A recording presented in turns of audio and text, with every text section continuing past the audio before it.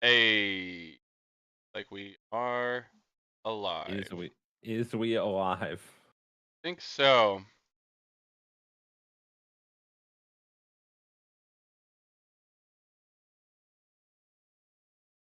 Right. That link. Oh, it's gonna get shared everywhere anyways, which is fantastic. I have to get up so you can. That's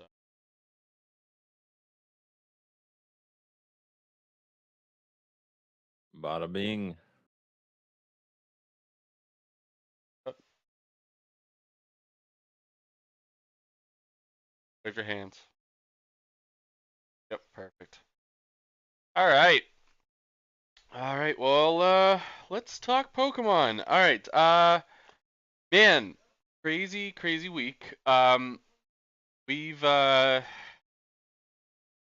a lot, and we have a lot of really cool stuff on the horizon for this channel and future stuff going forward, which is awesome. Essentially, working with Pokemon Menace, Rainbowsmaug, myself are looking to create a Discord community and essentially just try and give back as a collective rather than just as individuals. So we have pretty like-minded thoughts, feelings as to what we want to do for the Pokemon trading card game, and we hope to extend that community outward and onward. Grow, grow, grow, grow, grow, Let's grow, grow, grow. grow. I guess I'll put odd right Grow wide the Pokemon guys. Grow, grow, grow. now. All right. So, yeah, we can talk a little bit about my I'll jump in. Oh, actually, how have you been, Zach? How's I am doing a Pretty. terrible job because you are not even on the screen right now. Uh-oh. There we go. I got it. I've been removed from the screen. Yep. I was doing other stuff, but you know me. Too much Sometimes stuff. it do be like that. Yeah. It's the Wednesday before the 24-hour stream. There's a You're lot a going on. liar, Tube, saying that my current bitrate is 2900 when I set it to 6400. So do That's a better, lie. Cox Internet. All right, continue. Sorry. I was saying it's the Wednesday before the 24-hour stream. So like hint hint if you're not already in the pod Discord, Head like over go there. join, come hang out Saturday through Sunday, noon to noon. We won't be sleeping. There's a Pokemon tournament at 4 in the morning. It's I'm gonna be great. gonna be a blast. Honestly, It's gonna be a blast, yeah. super excited. Super, Yes, super excited. Dad, it is a CLG jersey from like 2015, 2016. Uh, Other than that, I've just been grinding on 24-hour stream stuff and catching a little bit of Pokemon. I watched a little bit of Stuttgart this past weekend. Uh, Played a handful. I've gone to a physical shops a couple of times this week because the wife has gone fully down the rabbit hole Yeah. in the Pokemon department. Like not just a little. She might be deeper than I am at this point. Nice. Uh, Love to see it. Love to which see it. it's great. Sorry, And Spoot. what else? What else? Did my first stream on Tuesday. I think that was this past Tuesday. Maybe that was last Tuesday. I don't know. Maybe it was last week. Recently did my first live stream on my channel. Played some Pokemon. Go That's ahead and about it. link that if you're in there, and I can possibly Yeah, adjust I that. can find where the link is. Um, If not, send it. Haven't made. Gonna be gone.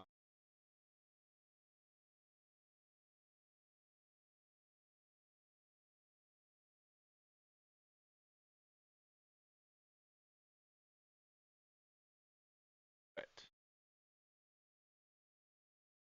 Yeah. Check it out. And I honestly should have put that in the description, but If you're a first timer here and you haven't joined for Bios, the first post by our bot Nurse Joy is a clickable button for each one of the 3 of our YouTube channels. So go check that out. Make sure to subscribe. If you're already subscribed here, I'm assuming, so go subscribe to me. Go subscribe to Pokemon Menace. So check it out. As for myself, I've been wanting to play some more games online.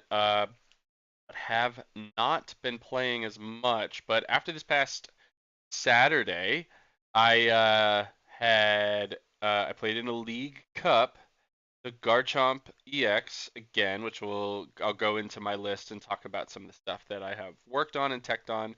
I have a short popping up here because the week before I won a Will League, which was sweet. So got a win, and then getting second place at a cup is also super huge. It was best of threes, and a lot happened. Played against some really solid decks, and we'll talk about a lesson that was learned that there was a player who ended up having to be DQ'd from the tournament simply because their sleeves got damaged, but they were damaged in a way, and they happened to be the same card, and they were damaged in a way that they were very visible, so they were considered marked. So I don't think that there was any malice behind it. Having talked to the player, played against the player, and there was no reasons for them to have marked their cards on purpose, but they did drop their cards at one point during the tournament. And again, very unfortunate, happened to be the same card. I think it was a pure accident and is a bummer that it happened, but that was the reason I actually I got basically an automatic bid into the finals, which can't really complain about it, but also at the same time just don't love that kind of stuff happen. So always check your sleeves. If your cards fall on the ground, check your sleeves. I would Simply like to put. piggyback off of this straight into a topic if you're down.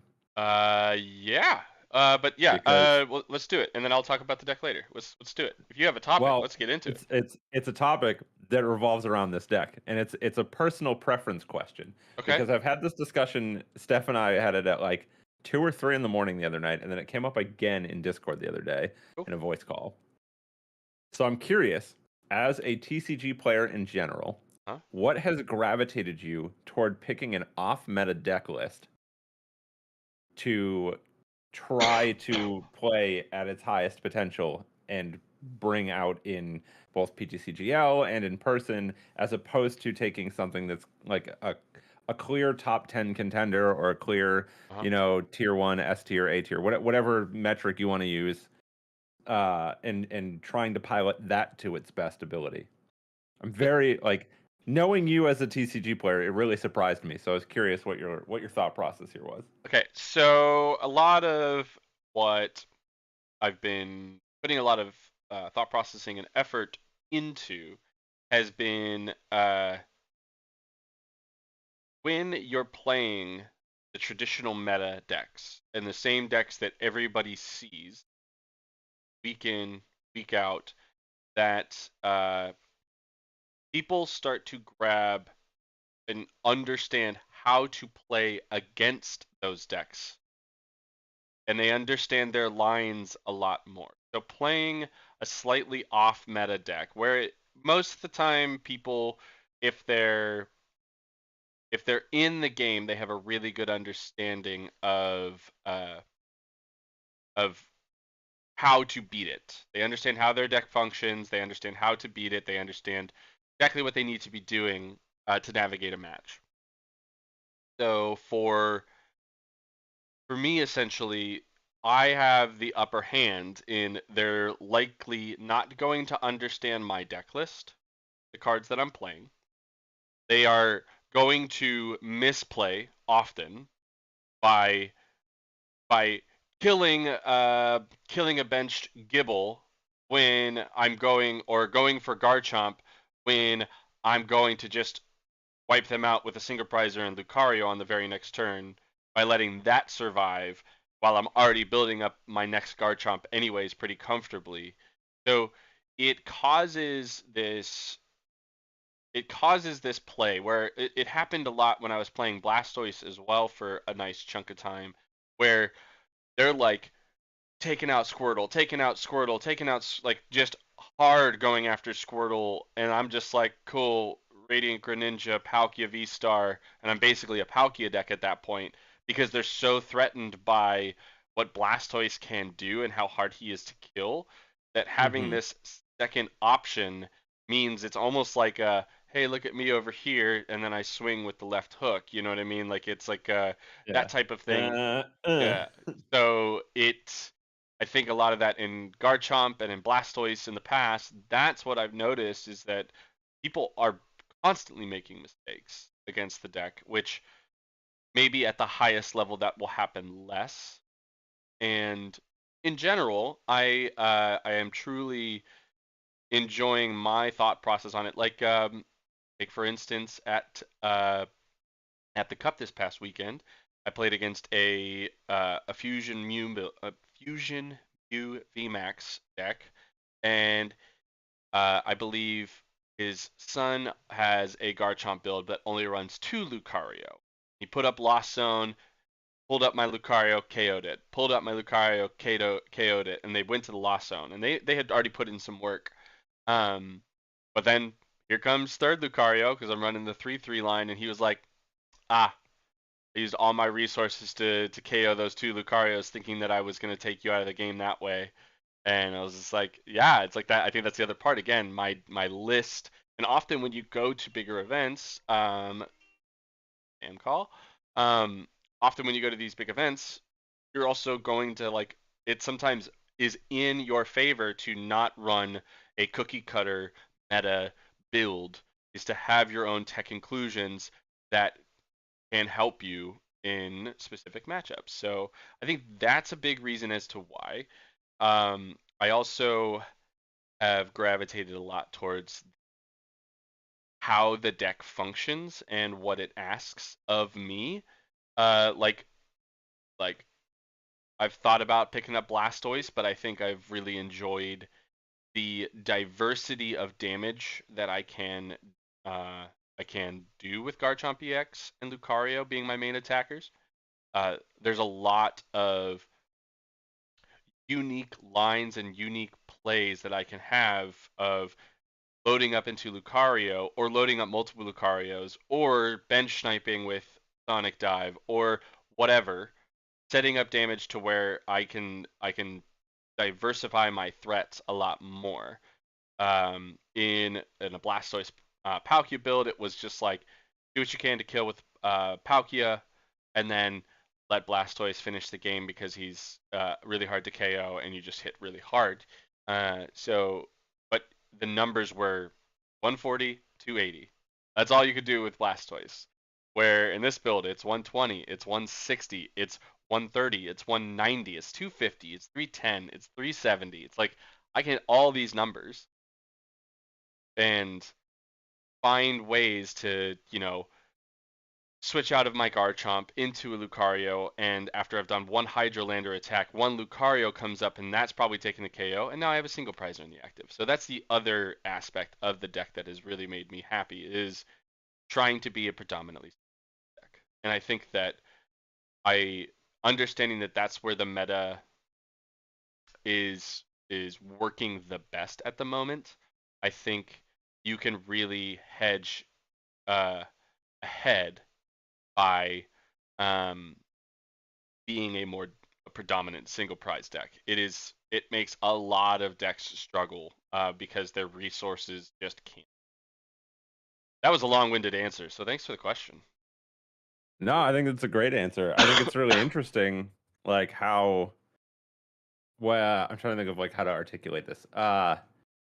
When like knowing you as a person, I guess is the best way to put it. Like knowing you and your personality type, what my preconceived notion of what I thought you would go toward for a deck list was not where you went, and I was very curious as to the logic behind Sure. like why you pick an off meta deck, and I think that makes a lot of sense.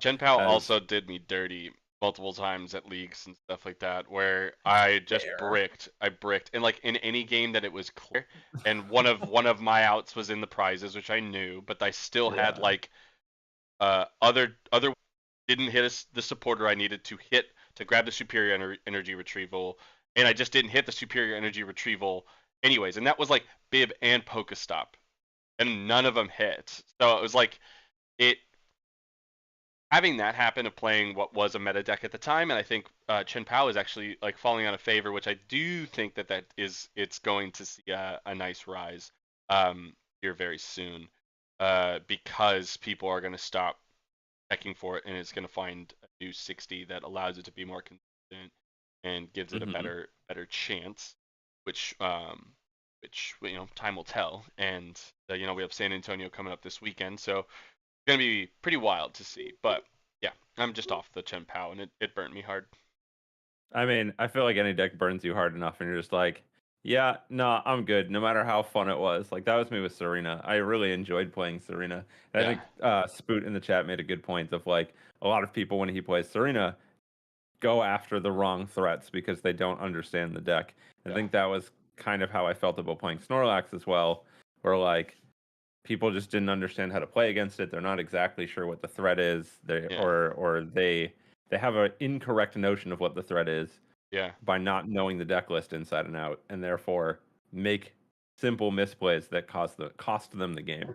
yeah. And I can totally see where that this dog is just losing his mind today. It's I driving me nuts. all good. Uh, but The yeah, kids I can run it. totally see that. I feel like the Tord list that I'm running for the kitchen sink is off the beaten path enough while still playing like a fairly normal, I don't know what you want to call it, So like package for Lost Zone yeah, that people the don't engine see the Kyogre. itself is pretty traditional, right?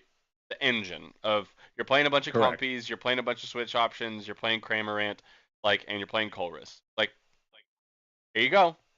Pretty That's a standard engine. that is a fantastic engine to have. If you have an early beater, it's a single prizer that's easy, that's one retreat, and obviously you can play beach court. You can play any number of stadiums to help the deck function.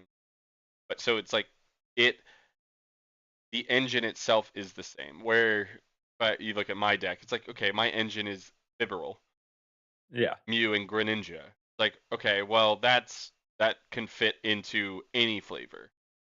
Where Lost Box or Lost the Comfy engine is like can also do the same thing, which is I think is what I think we what what we end up gravitating towards. I don't like the Comfy engine or the Curlia engine at the moment because I have played so much with either the Bibber or the Pidgeot engine as ways to be my card advantage that I like those. So I'm always leaning towards decks that allow me to play those. The more I've played the Comfy engine, the more every time I play something else, I'm like, oh god, I wish I could just draw more cards per turn. Exactly. Like, come on. I'm Yeah. so same thing with Guardy. I was like from playing Carnivore a good amount. Like I feel like every time I play something other than like Guardy or a Lost Zone like engine of some sort, I'm like, where's all my card draw? I Yeah. want to draw like 70 cards this turn. Yeah. Come on. I think the something about the Tord list that I think I like much more than most of the other Lost variants that I've seen. Like, oh, I'm playing against Lost Tina. It's like, all right, I kind of know how to navigate this. I actually understand that I can, um, I can find ways to trap a Giratina in the active if they Mm-hmm. aren't smart. It happened this morning where I played against a Lost Tina, and they had a Tina without an energy attached to it, but they had two Tina V stars. One of them had energy attached to it that was in the active, and I had a boss, and I was like hitting into an undamaged Giratina, but I was like, I'm gonna boss up the other one, Mm-hmm. so they don't just go energy retreat if they wanted to or something like that. I was just like, I'm gonna pull up the other one, and it bought me like a turn and like almost two full turns before they had a response to that, which allowed me to kind of just go, all right, I'm gonna KO the damaged one, or if they retreat it, I'll find a way to Oko the with the Lucario that I was building up because Hydroland is very strong. I also had Sonic Dive as a way to, if they retreated the damaged one, I could just Sonic Dive as I was building up a second Garchomp. So again, it was that like figuring out ways to stack the decks. So I guess my point is is when I play against a more wild Tord style list of Lost Box. I don't know what might be coming. The only way I get information is on what energies you lost zone and what energies you pitch to Greninja. Hmm. And then at that point I can only guess what Yeah, you it's might pure be playing. speculation. Because it's a lightning energy. Okay, it's Dragonite, it's Raikou, it's Iron Hands. It could be any of those, and all three of those are terrifying in a lot of ways. Dragonite a little less for my deck, but the Yeah, Raikou and Iron Hands very terrifying. And then yeah, it's a similar way of like I really like seeing the Radiant Charizard builds of Lost Zone at the moment because of a single prizer that hits for 250 is yeah. wild, I'm and curious. I they gotta can look bring at it that back. list. I haven't looked at it yet. They're good, man. It's like I think you can save it for a late turn as well. I think what I've found with Tord's list that the Turbo Kyogre list really failed at is the amount of threats that it has. Like you Yeah, said, your opponent is always trying to figure out what threat they need to be planning for, or what threat you're planning so that they can try to work around it. And when played well, you can set up multiple threats at the same time. So they have to pick and choose yeah, which threat they're going to let through because they can't answer both of them most yeah. of the time. I like Um, that. and a lot of people, from my experience at least on PTCGL, playing that list, don't respect the Kyogre finisher. They Nope. don't realize that like I can swap Cram in and just hit your whatever insert Pokemon name here for 110 and put it in range of Kyogre. And then I just need to make sure that it gets back to the bench, Yeah, which most of the time they're retreating it out because they're afraid it's going to get knocked next turn as I, you know, bench a Roaring Moon or something so that they think, oh no, that's the play they're going for. They're gonna put Roaring Moon in next turn, and I'm like, joke's on you. I'm not. I'm dropping Kyogre, and I'm gonna actually just take all four prizes this turn and win. And yeah, like a lot of people just don't respect that take four prizes, like up to four prizes in one turn and just end the game right there. Uh, which I love, and I can looping this back into the greater conversation. I think that what would you call that? That difficulty for your opponent to assess what it is you're going to be doing at any point. That questioning for them makes it much harder to play against a deck. Whereas if somebody's playing something very straightforward like Miraidon or Charizard, uh, it's you know the lines, right? Like yeah. they're pretty straightforward. There's not a lot of You make mistakes. trickery. You can your mistakes feel more blatant in those decks. Where in like a Lost Box and other builds that are a little off meta, it's like you don't recognize your mistakes until it's probably too late, right? Like Hmm. that I already can look at sometimes where I've been playing Garchomp and I should have gone into a different Pokemon, or I should have not spread my energy out. I should have loaded it into a Lucario and forced them to go after the Lucario, and then if they kill that, I still have an extra turn where We don't kill in Pokemon, Eric. We knock out. we knock out. Yes, thank you, thank you. So I've had a few of those moments where I've like looked back and it's like those, but they're hard lines to see much more. Yoke.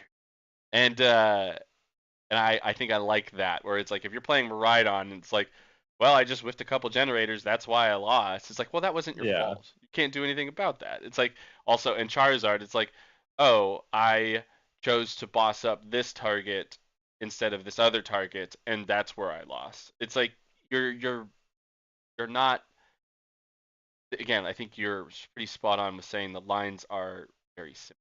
And hmm, now each deck has its own complexity, and obviously, like if you aren't a solid pilot, you will make mistakes. So you need to play them to a high level. But it you have a pretty simple path for most of your games, yeah, and where a Lost Box and other more rogue decks, the path is always changing and yeah, always, and you have to be able to react and play for. It's like, all right, am I okay if they Iono or Roxanne here or judge me here?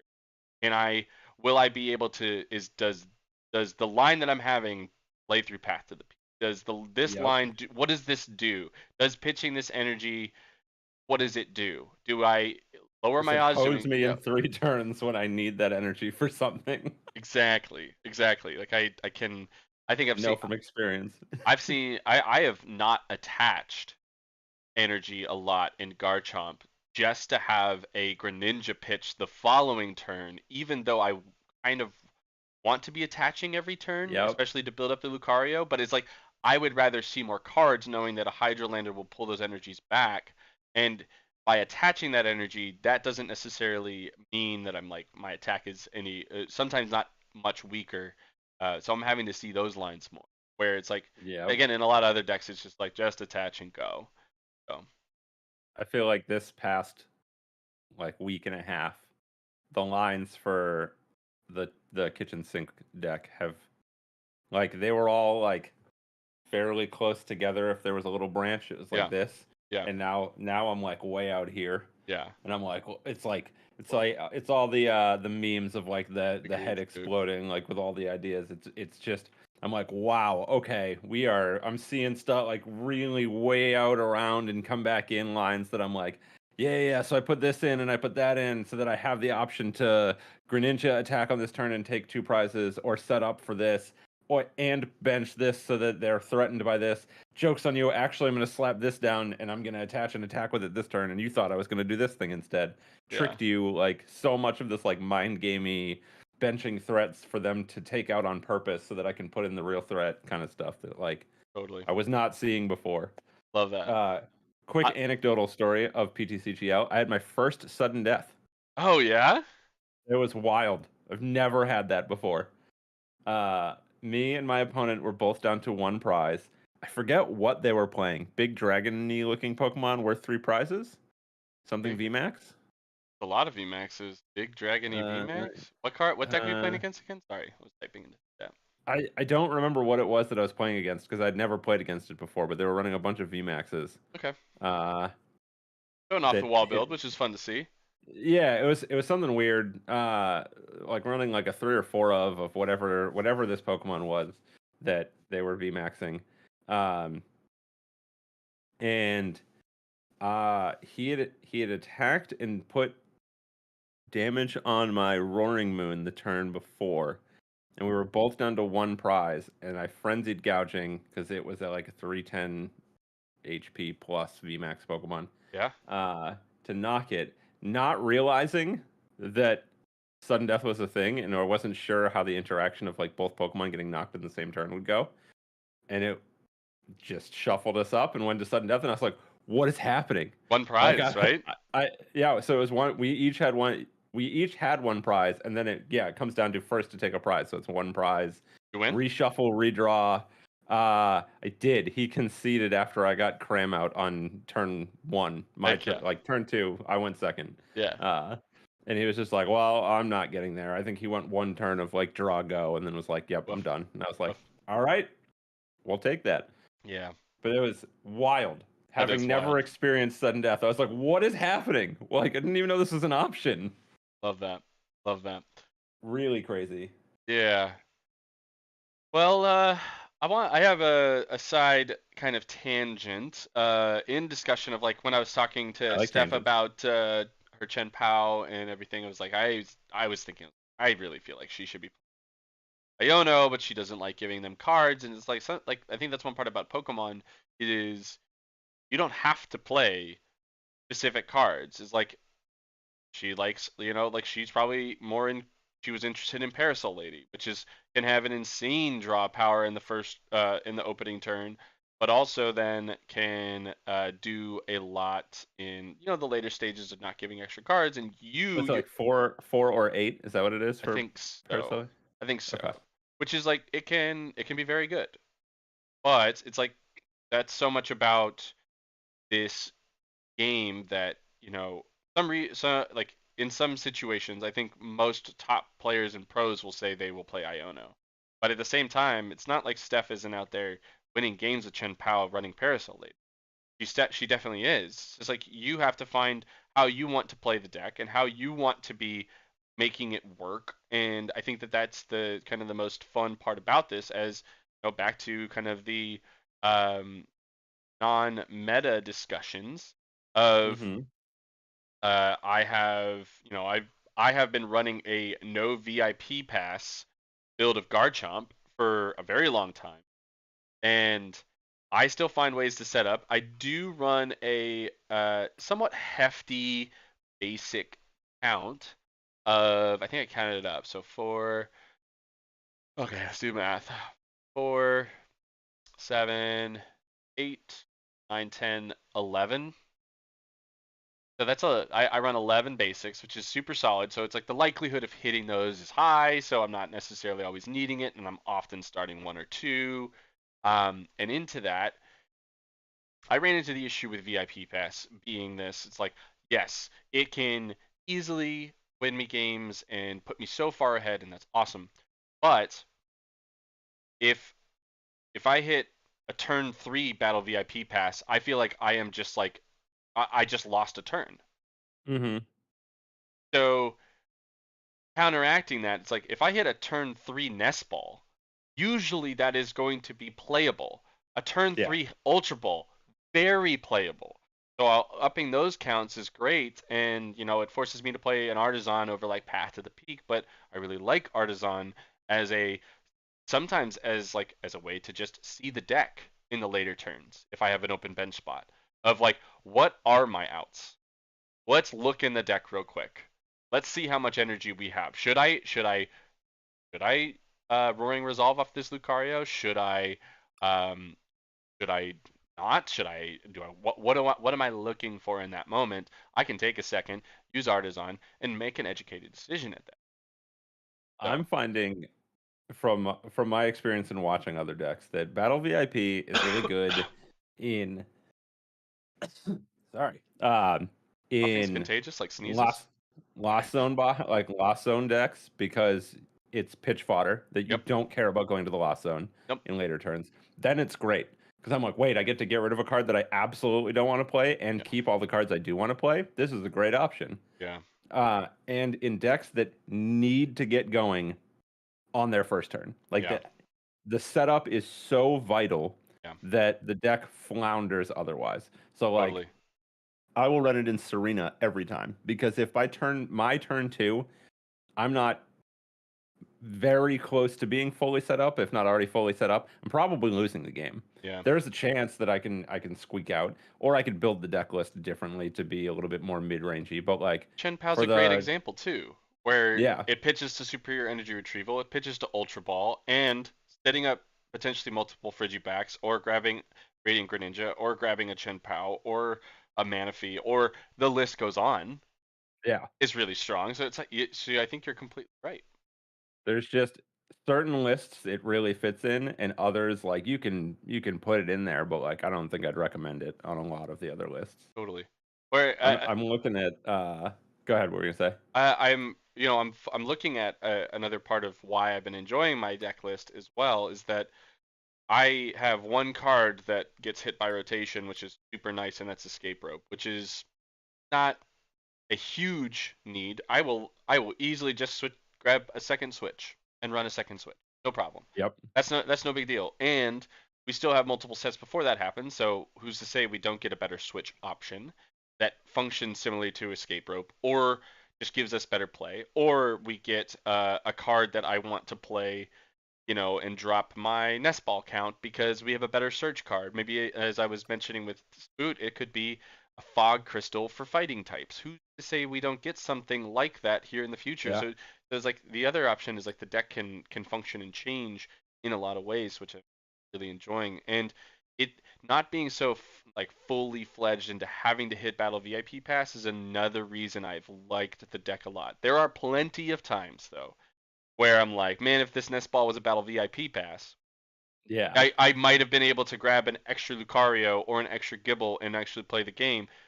But that doesn't that if you're only looking at the upsides of a card, I think it can run into a situation where you become nose blind to what the card can actually like to its downfalls. How often 100%. how often have you like I mean, has this happened to you yet? Radiant Greninja concealed cards double battle VIP pass.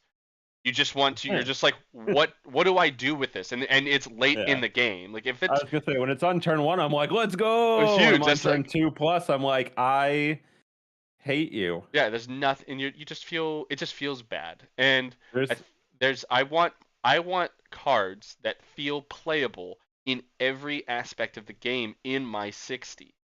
And that's how I felt about upping the nest balls. And if I lose a game where if like oh that one situation it would have been a battle VIP pass, I guarantee it's worth I it. I win plenty of games because that nest ball isn't a battle VIP pass, and I'm actually able to go get a Pokemon Yeah. on turn 5, and I'm actually able to keep playing the game, and I go grab the answer, and I'm thinning my deck and doing something relevant in those turns. Hi Menace. He said hi What's guys. up? Uh, no, I couldn't agree more. Like, there's nothing worse than drawing Battle VIP off Greninja in Lost Zone. Yeah, Because I'm like, great. Now it's in my hand instead of in the deck where I could put it into the Lost Zone. awesome for sure. So now it's just trapped here and it's a dead card, which means that Don't get me another wrong. The card card is is going to the absolutely Lost Zone. nutty. That card is absolutely busted. Battle VIP Pass Which is a busted card. Like I'm not oh, trying to. it's I'm not. This is not me trying to yeah. say it's bad. So yeah, you just there's just so many times where it just feels the feels good is also equally I think weighed it's by the feels bad. I think it really is just super deck dependent. Like Agree. I cannot imagine it feeling good in Garchomp or I don't know, insert other deck lists I just that I've haven't played where it like you wouldn't feel mentioned. I good. don't have many good options to pitch. I have 4 Ultra Ball and 1 Earthen Vessel. Those I have Hmm. 5 options of pitching cards. Yeah, So when like I am often just pitching cards that I need, but there are plenty of times where it's like a Hisuian Heavy Ball, or it's an extra copy of Irida, or it's a Nest Ball, and I don't need it. It's like it still functions as the same as it would if it was a Battle VIP pass, but I at least I have a playable card in the later stages of the game, yeah. rather than a utterly dead Then card. just fodder. Yeah, and I think that I I imagine that a nest ball has saved me a lot in the later stages of the game. So this is not me trying to get people to not play Battle VIP Pass. I think Zach brings up the best point of you need to understand how your deck works. Like I Hmm. look at I look at what's used Pokemon Menace. He's running a Turbo Moon build that he's really liking at the moment. Battle VIP Pass is necessary in that because that allows you to grab a Moon and a Squawk ability. That allows you to grab, you know, Greninja and Billy or Moon or whatever it is he needs. That allows him to grab multiple diversified threats. And he's really not doing much in the he's hoping on that first turn he's set up with multiple moons ready to destroy, with the option to Hmm. maybe Greninja in a later at a later time to stifle his opponent. So it feels really good in those decks. He also is playing Earthen Vessel, which is a great pitch for late Battle VIP Pass. He's playing Ultra Ball, another great pitch for Battle VIP Pass. So what you're looking at is he's able to pitch a lot of cards since he's wanting to pitch energy to get into the yard for Sadas and Dark Patches and everything. But that makes a lot of sense because he has a lot of these avenues and he's trying to have a turbo setup. But if you're trying to play a tempo-y, um, mid-rangey game, which I think is more, I would call Garchomp a more tempo-based deck in that regard, then you don't necessarily need it, and you need to be playing stuff often in turns and making the prize mapping awkward by being able to go by forcing them to KO one prizers more and more. So, yeah, Yeah. Just gotta understand what your deck's trying to do, and you'll figure out whether Battle VIP is for you. and here's the thing: everybody's gonna have to learn how to play without Battle VIP very soon, and I think that is going to. I I don't think it's want to going talk to. about it. I think it's going to make the meta really good because here's the thing: in a Lost Box like variant, you're going to be running Artisan, you're going to be running 4 nest balls, and maybe Yeah. and potentially some other ball searches that we don't know of what we're getting or whatever we may be getting. You're going to be still I'm playing the just game. in a similar capacity. I'm just overwhelmed thinking about the cards that I'm losing for, like, let's take the Tord list. You lose And Escape Rope, Kyogre, VIP Pass, right? yeah, I think so. I think that's it. I haven't actually looked at the list of what's rotating out, but that's a lot for me for like Sure. what my play style is and what I like. So I'm like, I don't know what's gonna change. Yeah. I'm gonna have to swap a lot of things out and figure out what's going on. But here's the other thing is I think one part of that's the beauty of the meta of we are going to have Japanese lists that are playing some best of ones with a rotated do. So we're going to be able to look at their lists and how they're playing.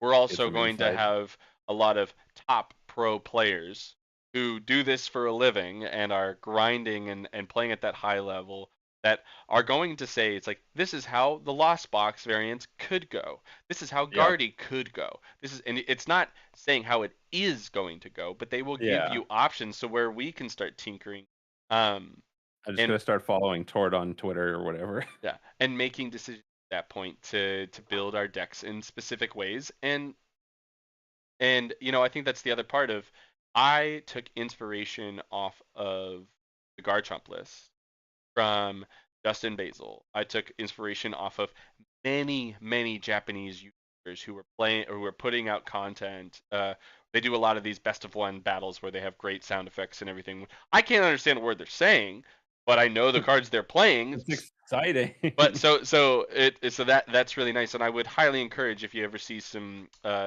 Japanese tabletop battles, they're very well worth it, and they're always um, produced very well. So I think it's worth diversifying where you're getting your information and how you're building your decks. I guess that's what kind of coming back in full circle of like, don't just go to Limitless and pull a deck and play it. Look at the deck, understand it, see other variants that are similar, and find cards that you like to play and put those into your list and find ways to make it work. Because for a while you adjusted towards list to have a counter catcher and a boss, but now you've kind of gone back and you're always constantly thinking about like what why am I losing games? And if Hmm. you're not constantly understanding why you're losing games, and if it's play errors, cool, keep playing the deck. If it's a I am missing this key ingredient, cool, then you need to adjust your numbers and find a way to put it in and fit it into your 60. Hmm. Or you need to change the engine or you need to change something else. Like I found myself playing Terrakion and Groudon and I was like, why aren't these cards doing anything?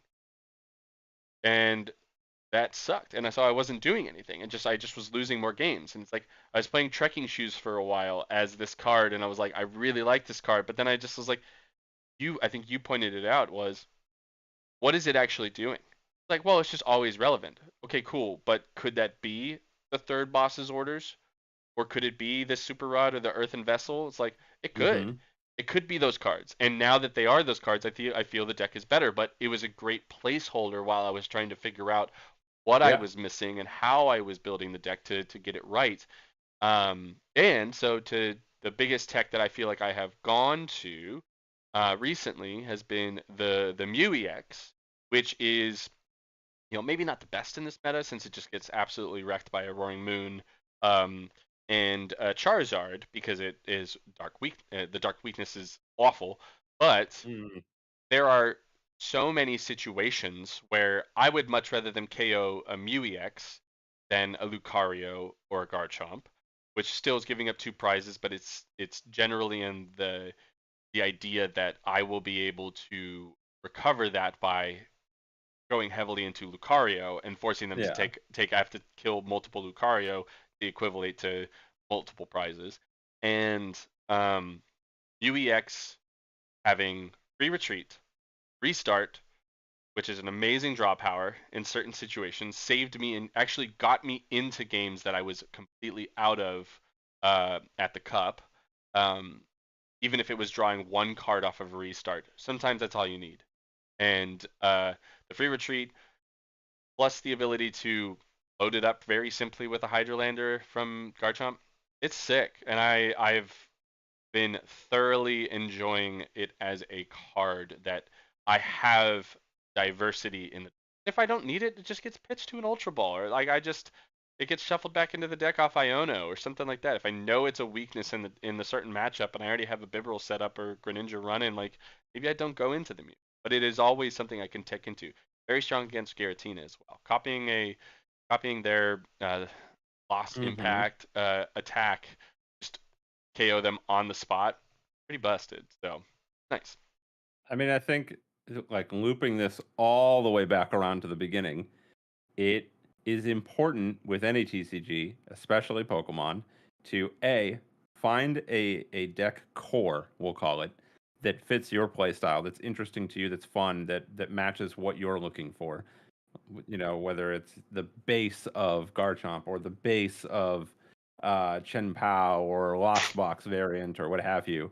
But then also don't I shouldn't say don't, but like blindly follow a limitless TCG list to get a feel for the deck, but then flavor it. Figure out Yes. how it works for you. Make it yours. Make it work for you because Add your I'm own not spice. Cook. I'm not Tord, Yeah. right? Like at the end of the day, like I can try to pilot as best as I can on a list that somebody else has created, but like I'm not going to think the same way. I'm not going to see those same lines. I'm not going to like I can try to, but what my intuition is to do in a certain position is not necessarily going to be the same as somebody else. So make sure that I have the tools for what my intuition is and how I want to play the game. Totally. Well, and also you have Um, to recognize like what is your local meta doing? Are you going to a huge regional where you just kind of need to set your deck up to do what it needs to do, and then it has options for many matchups? Or you go into your mhm. local meta where you're like, I'm gonna play Mew 3 times. I need to make sure I put a Spirit Tomb in the deck so I can have a better Mew matchup because you know you Yep. have a handful. You're like likely going to see Mew players or Maridon or whatever you're going to see at your local meta. You also have to be aware of those things too, which I think Yeah, is you got to great. check for what you're going to play against, not what the internet plays against Exactly. or whoever you're drawing from. Yeah, and And I on think that note, no, go ahead. no, you go. I was going to say on that note, I wanted to take a look at what you thought of the differences because I don't even know what the differences are Yeah, let's pull them up. between Spellbound's Pretty Kitty deck list and the stereotypical Chen Pao deck list because I don't Oh, even that's know what the bad. differences are off the top of my head. I will do that. I'm gonna pull it up on my phone because I don't lose you. Uh, from what I saw, uh, as a quick off the top of my head, she went up to 4 Super Rod, which You I could I totally get that. I you could could import import, this. yeah, you could just import it and then you can pull it up on the screen. X. Oh. You're gonna be gone away Bye everybody, I'll be back soon. from X. Oops. That. There we go. Stop it. And bam, back. New deck. Import. Okay. So looking at it from the straight away, Pokemon feels fine. Nothing changed there. It's pretty The deck typical. list normally runs only two backsies. Yeah, there's there, Is it? there's been merit to go like old lists went up to 3, but Yeah, I the wouldn't go problem four, is but like you you just don't have the space currently, and gotcha. that's so relevant. I think these days if you just don't really have it. Um, I for a guess you have the third. recursion as well with super rods that it's not like that big a deal. So the couple things that I saw that were just the main differences were going up to 4 Super Rod, which I get. Is I it just normally three?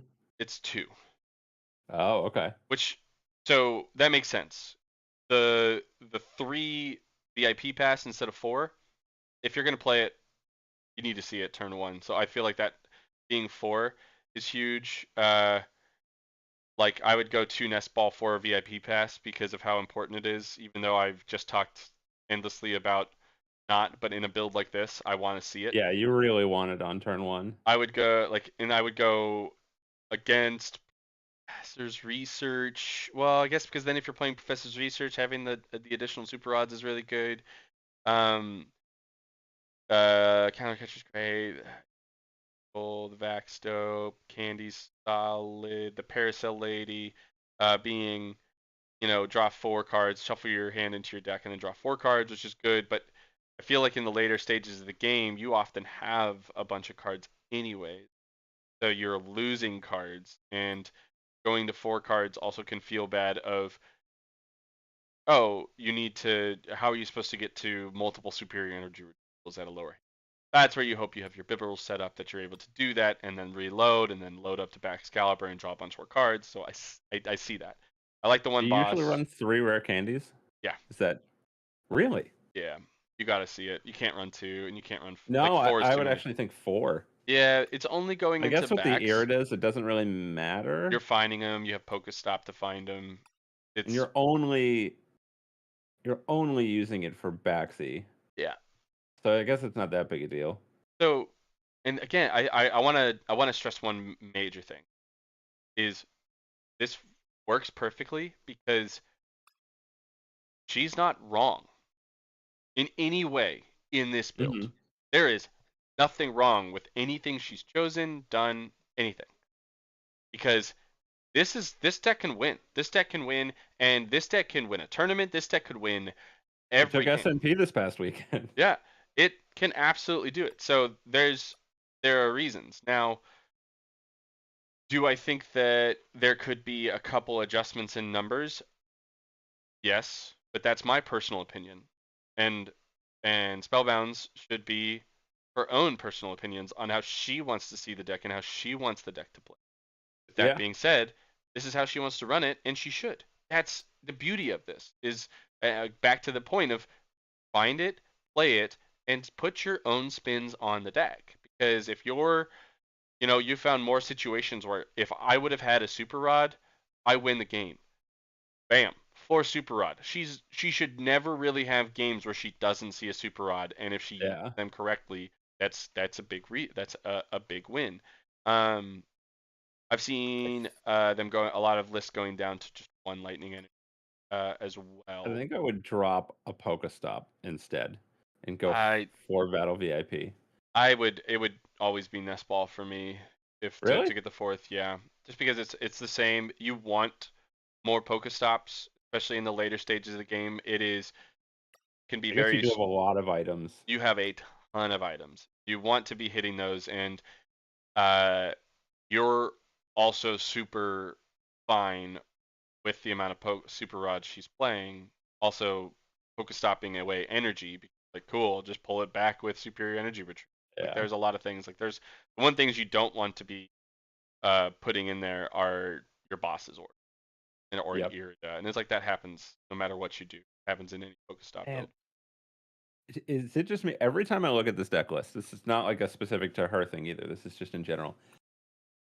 Every time I look at the Chen Pao deck list, I feel like the energy count is so low, especially for water energy. I know it's fine. Yeah, I know you have a million ways to recur that energy, yeah. but like 8 water feels so low when I you're liked trying to attack for like 4 to 6 energy almost every turn. Like not every turn, but in a lot of cases. I could see 9-1 being better just because you will But then it's prized in your SOL. no, but then you just play traditional Chen Pao. You don't Yeah. play Iron Hands Chen Pao at that point.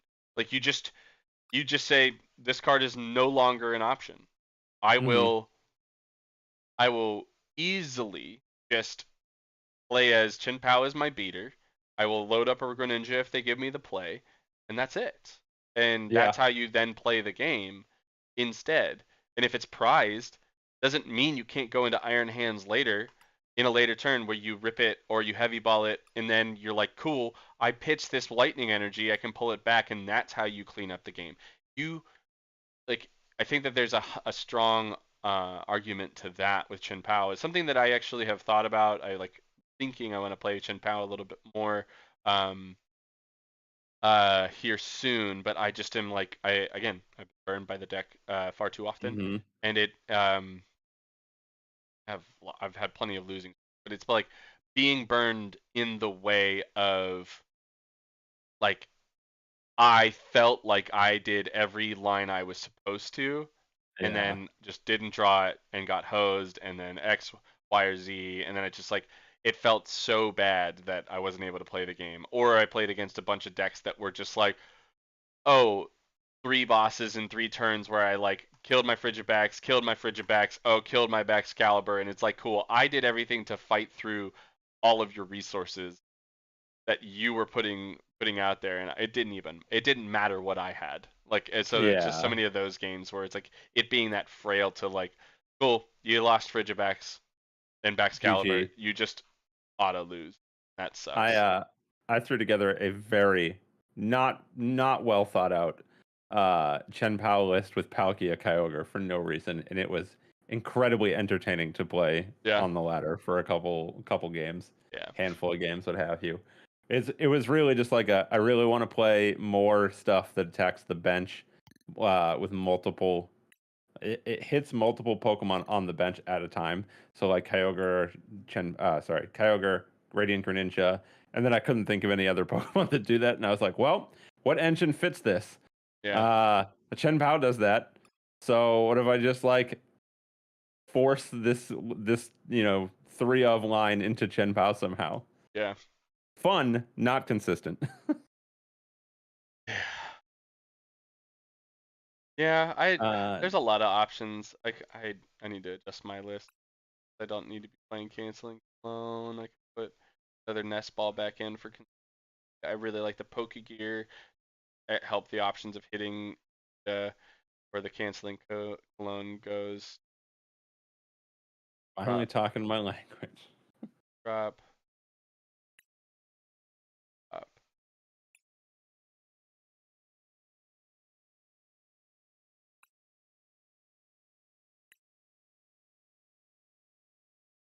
Nine. What's the, I almost pulled the trigger on building Snorlax yesterday. yeah? I just was on a whim feeling like doing something weird.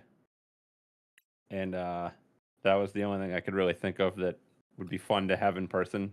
Although, as many have pointed out, like if you play that deck in person, people can hit you Mm, as opposed to on PTCGL where they're far away. yep, Uh, for sure. but ended up taking the same amount of money I would have spent on that and bought a computer instead. So priorities. Absolutely. More tech nerd stuff. But Like the yeah, I bundle. keep I keep looking at it. I keep going like, do I just build it? Like, I don't think it's getting banned. I keep seeing videos popping up on It won't get banned. YouTube and stuff, people talking about it. And I'm like, it's not going to get banned. It doesn't fit the criteria to be banned. You just Here's want it to be banned. here's I what want I to see was. someone hit me. Yeah. Here's what I'm thinking. You run, drop the energy count, go 2 super rods. We go up to 4 nest ball. I'd like. I saw some builds playing Iron Bundle as a gust option, searchable off of Irida. So if they put something active you with, that helps. Mm. Um, so it basically plays like a judo boss, but you don't play the one counter catcher, which helps. I could also see maybe 3 nest ball for Pokestop. But this is where I was. This is what I'm thinking. Dropping the boss. I like it. See, I'm building Snorlax now. Dad, I approve. of course, Definitely. of course. Snorlax is a blast. Yeah. Oh, I was we're gonna pushing throw we're pushing an hour, so this is great. We just got to talk damn. Pokemon. That was wonderful. Throwing one more out there. I don't know Yeah. if you've seen this variant of the deck list, but since we've both encountered and played enough Gardevoir, Hmm. have you seen the Tinka what is it? Tinka Yeah. Tank? The EX one. The Tinks? Yeah. Have you seen that flavor variety of the Gardevoir deck yet? Because I played against it and man was it fascinating. It can have a lot of value. I think some of the biggest issues with that deck is Judge and Iono are very relevant and real cards where Uh-huh. oh your Tinkatonk does basically nothing now. Yeah. Sorry. Like I remember playing against a Tink deck and um I think I was playing Chen Pao at the time and I had the one Iono. And that was the only reason I won the game was because I had a late Iono hit and put them to 2 cards. Ruin their And hand then and size. it's like ruin their hand size and then I was just able to go KO, KO.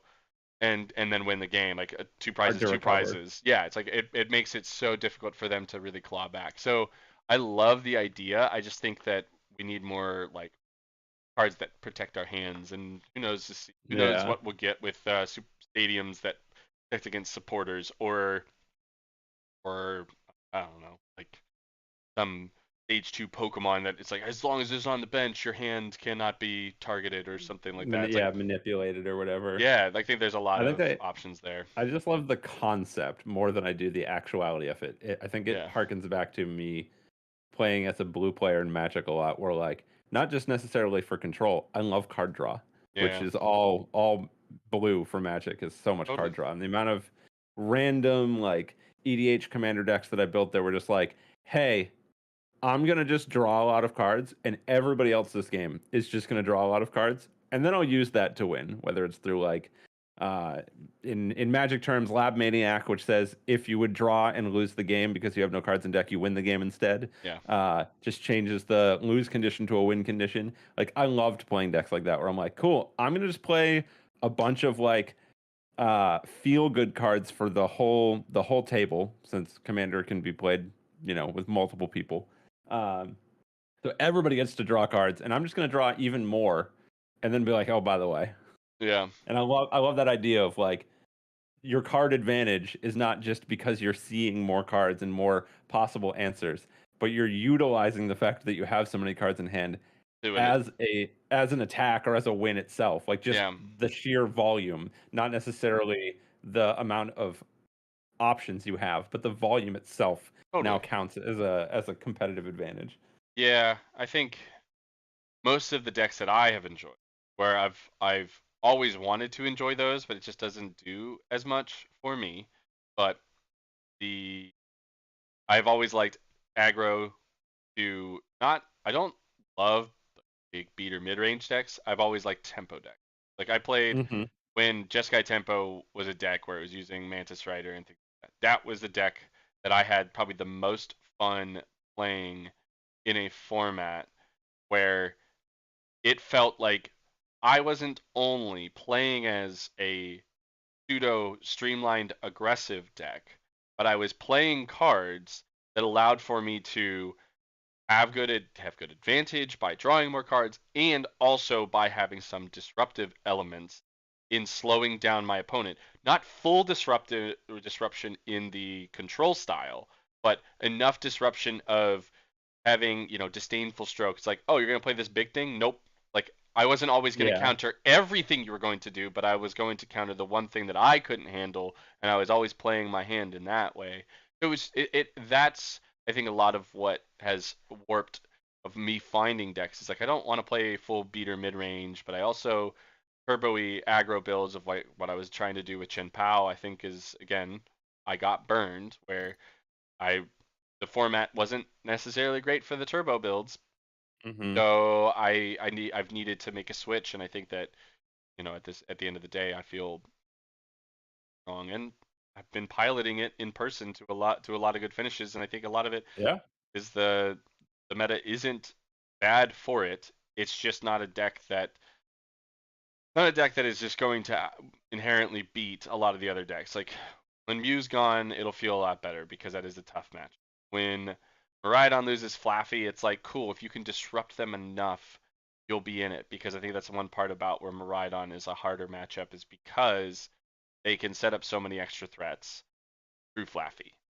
And Yeah. I look at Gardevoir being similar, where like, man, I'm sorry, it's really hard to beat multiple Shining Arcana Gardevoirs whenever they can just super rod it back in and then draw a bunch more cards. It's like, I'm sorry, that's really hard to beat. Like, it's just, but every other matchup feels pretty solid and winnable. Like, I like playing against Charizard because you're only taking, I'll often have to take a single prize against my Lucarios. Please do that. Yep. Use your big baddie into that. And like, I'm all for it. So yeah, that's been very fun. So we'll see. There's plenty to be figured out with the meta, and I am actually, we'll probably have it on in the background and watch some during the 24-hour stream for the San Antonio region that is happening this weekend. So I am super excited.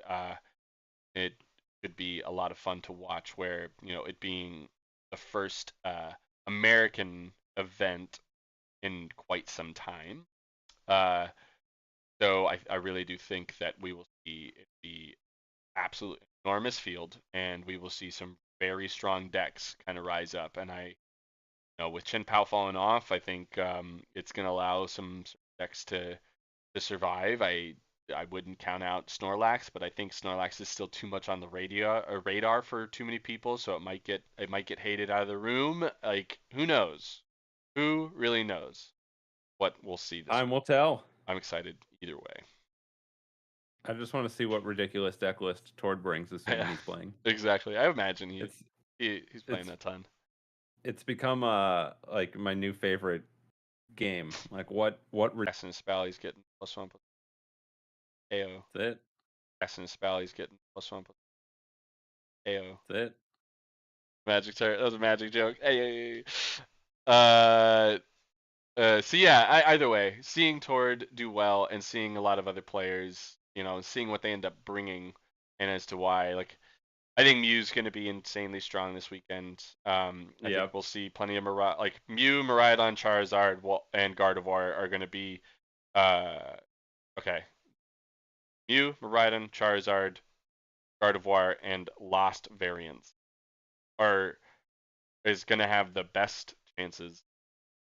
You don't put And Moon up there? I do not. I don't think Roaring Moon is. I don't think Roaring Moon has figured out its proper 60. Fair. I don't know what its proper 60 is, and I think that some people have said like it maybe needs to go less turbo and go more Darkrai, but I don't know. It's just I think it's in a similar place of Chen Pao where it's like, man, when this deck is playing well, it is better than any deck in the format.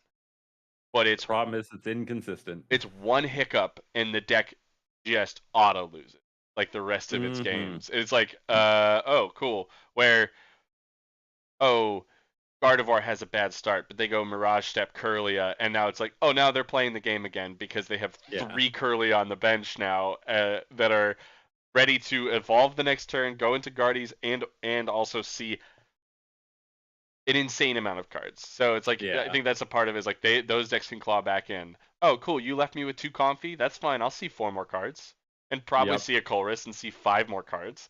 Like I'll get back in the game. Don't leave me with multiple Comfies. It's like so that deck plays. Like Miraidon is just like yeah, tandem unit. Let's go. And then Charizard is playing Pidgeot, playing so many different ways to play the game, and like, oh, cool. I think the other part about Charizard is that it's like I will fuel up myself and another attacker in just evolving, which is Yep. nutty. So I think that It's that's another. crazy. I that to me is like the one part that I think is mildly frustrating about what I've seen is like you can tell they hard favored some cards over others, and EX Big being surprise. Charizard's one of them. Charizard EX being favored is a little bit. It's like, come on now, but we'll see. We'll see as the new sets come out what they do with certain Pokemon because I feel like we could talk about some of the stuff that's released that's coming down Alday and Fates. It's not really meant to be a very strong set, but it's like some of the cards you're like, ha, why? Like why is this a Pokemon? Like I just like it does so little in comparison to other basic EXs and or stage 2 EXs. Like guys, like some balance. Like I don't think everything needs to be Charizard EX level, but I think we could also do less Charizard EX level to where we like kind of peel down a little bit and have a much more balanced format. Where if everything like in those high ranges like wasn't also hitting like a tank like Charizard and accelerating its own energy, like the fact that it does all of those absolutely wild to me. IHP, Agreed. mana acceleration, and hits like an absolute truck. Or It's energy it's acceleration, a not mana. threat. Yeah, it's a threat on its own. It's like if I don't Yeah. answer this Charmander that's just chilling, they just go rare candy Zard, and now I'm behind. Like Mm-hmm. that's such a looming threat. Either way, I think it is very good for the game because Charizard is very beatable. At the current stages of the game, so it's in general I love seeing that there's 5 decks that can win the tournament, and that doesn't include. I did not include Snorlax. I did not include Chien-Pao. I did not include Yeah. any of the weird Lost Tina or any other Lost variants. It's like we could we could see a whole new deck pop up this Mm-hmm. upcoming weekend, and I think that's The very good for game the format. feels in a great place. Yeah, and I think we're gonna only get better with the next major set. I don't think Paldean Fates is gonna add enough to be huge, but I think some decks are gonna get some are gonna be cooking a little bit with a nice little seasonal spice Mm. added in for the new year. But then our next big set, which will be March, I think. I think that's when we're gonna really see our next huge, like That's the shiny one, right? the no, that's January, shiny That's one. January. Yeah, the Gotcha. the next big one I think should be Marchish, and that's when we're gonna see Gotcha. some Rotation. monsters, and it'll Is be that leading also right when up we're until the rotation. I think yeah. rotation will probably be around EUIC champion. Okay. Interesting. Very Look fun. forward to it. Yeah, I'm gonna be starting to prep for Charlotte. A lot of fun. So I'll be continuing to tinker with Chomp. Most likely, I'll probably talk with Menace about what he's thinking about building, so we can do some really good testing about that. So that'll be my first big event, and be vlogging it, and doing all that stuff, and yeah, I guess for those who probably already know, we have a 24-hour charity stream this weekend. It'll be through the Twitch A-Rock Oakley. If you're not a part of the pod Discord, I believe it is in the description of this video down below. So make sure you head over there. We'll have all the information. It's for Feeding America. We're gonna be playing Pokemon. We're gonna be playing Overcooked, Rocket League, talking, playing board games. I'll be shaving my beard into weird phases um, throughout the 24 hours, and the whole goal is to do something good for those who are that don't have the means. So essentially, trying to put a lot of positive out there in the world, and please come by and spread the word on that, and check out our new Elite Four Trainer Academy that we're building up. Can't think of else I missed. Come to S&P. Well, we have a 4 a.m. Central Standard Time Pokemon tournament this weekend. Yeah. Check out S&P. Make sure to keep checking that on the Discord as well as everywhere else, like Eric said, so that you're not missing anything. Post 24-hour stream, S&P goes back to normal time, which is 6:30 p.m. Eastern. Uh, Eric streams random. I I'm don't know trying. what I days. think I think my day is gonna be Pokemon Day.